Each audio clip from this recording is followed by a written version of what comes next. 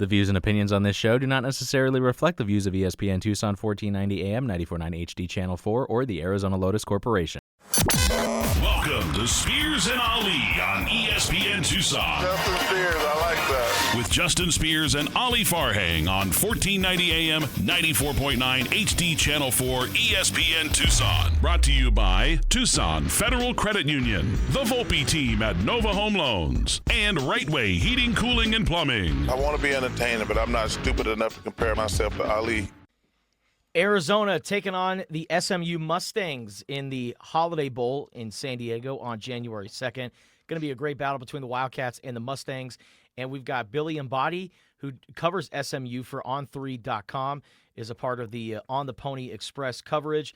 Also host on All Access Monday, Wednesday, and Thursday from 7 to 8 a.m. Central Time. And Billy joins us here on ESPN Tucson to talk all things SMU. Billy, we're very honored to have you on. Thank you for joining us. Thanks for having me, guys. Good to be here. So SMU going to the Holiday Bowl, was that the bowl game that you expected? And what do you think about this opportunity for SMU coming up? That was the bowl game we were kind of expecting on our end, covering it and kind of keeping close tabs on what was going on until Duke did pull off the win over Virginia, and then everything was thrown out the window. But SMU really wanted to obviously get to the Holiday Bowl. It's a good bowl and a great location against a really good opponent.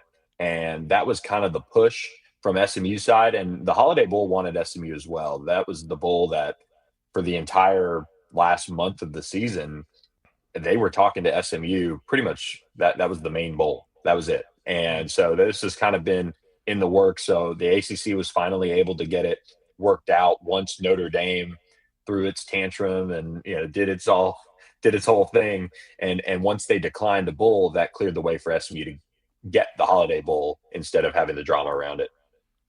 Billy, for those that don't watch a lot of SMU football, they probably don't understand truly how good this team is. I contend there may be an overtime and a missed field goal against Cal of actually being in the college football playoff discussion. Yeah, and you factor in the Wake Forest game where they had the ball not driving, but they were just trying to get one first down to ice it, and they couldn't. They punt the ball, and Wake wins it on a walk-off field goal. And the third down or second down run for SMU on that drive prior, running back's helmet got ripped off, no call, would have ended the game. The Baylor game was a meltdown, and in your home stadium that just doesn't help your cause either, but an overtime loss there as well. And, this team has lost 3 of its 4 games by a combined 7 points. So they're really, really close. They just didn't get the bounces necessarily that they did last year, blocking a field goal to send it to overtime at Duke last year. They didn't get some of those bounces, but man, when they're on, they're so much fun to watch. They play really hard defensively, and they've got talent at all 3 levels of the defense and all over the place on offense. So it'll be interesting to see what team shows up for SMU in the Holiday Bowl, though. They have not won a bowl game since 2012, back in the Hawaii Bowl when they beat Fresno State. So been a couple head coaches since then. They've got to kind of figure out this bowl game, but at the same time, bowl games are just supposed to be fun and get some young guys some reps and kind of build towards the next year too. Rhett Lashley, he's in his 4th year as head coach, and man, a lot of success in his time at SMU. How would you describe the culture and how he's been able to build up the program over the last few years? This is the first year that SMU has kind of been in the same situation that it could look to, whether it be conference, whether it be coaching staff, in the Rhett Lashley era. The first year was his first year. A lot of change, new coaching staff coming in. They still managed to make a bowl game. The second year was that run to the AAC championship, and they end up making it and winning it. And then you get to the ACC, and then they burst onto the scene and make the college football playoff. This year, they return to the same conference with the same quarterback, with the same coaching staff. And, they were just a few bounces away, obviously, from having a really special season. But the culture, I think, allowed SMU to take those lumps in non-conference play, 2-2, and figure out a way to go on the road and beat Clemson, and then beat Miami, a top 10 team, a college football playoff team, and beat a Louisville team that, showed some cracks during that moment, but they beat the brakes off of a really good roster in Louisville during that time. And then we saw what they did to Kentucky just a couple weeks later. So it's an SMU team that was kind of just perfectly enough flawed to not be able to reach its goals. But the culture is really what allows this team, for the most part, to play really well when they're on. They have a good plan usually. It's just a matter of, in today's day and age of college football, can you get the guys ready to go right when they get off the bus? And it's really hard to do. It's really difficult. But this is the first year under Rhett Lashley that they've kind of been all over the place when it comes to starting fast. That's been a staple of his programs at SMU, and it's something that they're really hoping to get off on the right foot with this Holiday Bowl. And if they can play from ahead, they're really tough to beat. This offense, this ain't the Pony Express offense from the 80s, right, with Craig James and Eric Dickerson. They're not necessarily running the ball well. They do have some good running backs, and it makes me feel old that they have a guy by the name of Chris Johnson Jr. Like, what the hell's going on here? But they have a really good quarterback in Kevin Jennings. This is a high-powered offense. They love to throw the ball. Tell us about this offense and how it matches up against Arizona's passing defense. Yeah, it is. It is a really interesting offense to watch as they have kind of figured out all the different pieces this season. You know, they went out and brought in a few new running backs into the fold. They returned a guy in Derek McFall who has really turned into this kind of dynamic slot running back option for them. But he had come into the year being the starting running back. And then they get TJ Harden from UCLA. He emerges. Chris Johnson Jr. has shown the speed. You saw it on that touchdown run against Cal. He's really, really explosive. And so when those three guys are all healthy and rolling, it's fun to see. And, you know, Kevin Jennings has played 90% of this year kind of on a bum ankle bone bruise situation where he'll get hit some games and you'll be like, oh man, that's it. You know, he won't be able to come back from that one. But it's allowed him to develop as a passer. He's top 10 nationally in passing yards.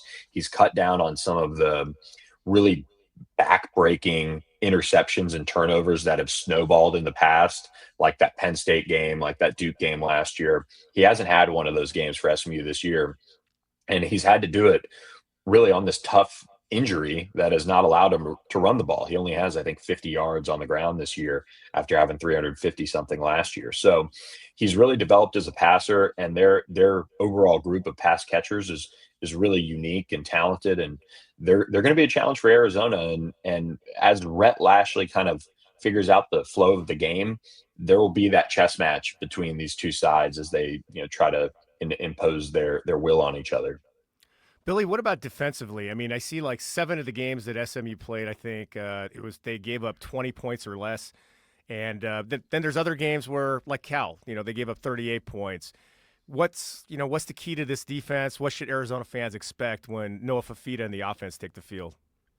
Yeah, Noah's done a really good job taking care of the football, and that's something SMU has done a really good job of doing, is taking away the football. And so if Noah can take care of the ball, that plays into obviously Arizona's hands, and that's not rocket science for anybody out there, but it is a staple of this SMU defense. They are probably a little bit of that bend but don't break. You know, they're fine with giving you 5, 6, 7 yards on passing routes. It's trying to limit those explosives that early in the year, Baylor, TCU, those are the way those games were won by those two teams. You know, SMU has led in the fourth quarter in every single one of its games this year. And TCU throws 2 slant routes that go for 50 and 60 yards, and it's curtains. Yeah. And so those are some of the things that SMU, when they do well, what they do well is taking away the football. Ahmad Moses is one of the best safeties in the country. He was a semifinalist for the Nagurski Award. So he's going to be patrolling the secondary back there. And the run defenses really came together very, very well. So if this secondary, which has been leaky at times, there's no question about it, if they've got their act together, it'll be a tall task for the Arizona offense. But if they don't tackle well, if they allow some explosive plays, that will really make things difficult. And Cal was able to take advantage of a lot of things. Real quick, Billy, a lot of direct flights from Dallas to San Diego. Do you expect a lot of people? I do expect a lot of people. And SMU has a huge alumni base in California. So that was another reason why that they were really championing this for SMUs to kind of get out there and have a celebration. It's supposed to be fun. This should be a great bowl game for SMU fans. So a lot of people will be taking the 6 a.m. flight like me to get back for SMU North Carolina in Dallas that Saturday, the day after. So, oh man, but it's I think it's gonna be well attended. This is a great location for SMU, and people should want to make the trip out there. No doubt. Please tell Coach that we a lot of us Arizona donors would like to provide a complimentary turkey dinner the day before the game, and with all the red wine you can drink. So if the team's interested, completely paid for, just as being good colleagues. Yeah. I'm sure he'll take you up on that. You can deliver it at the post game locker room though. That is Billy Embody from On3.com, covers the SMU Mustangs. It's going to be a great time at the Holiday Bowl, January 2nd, Arizona versus SMU, New Year's Eve. New Year's Day in San Diego. What a great way to end the season for both programs. Billy, thank you so much for your time and insight. We appreciate it. Anytime, guys. Thanks for having me. Thanks, Billy.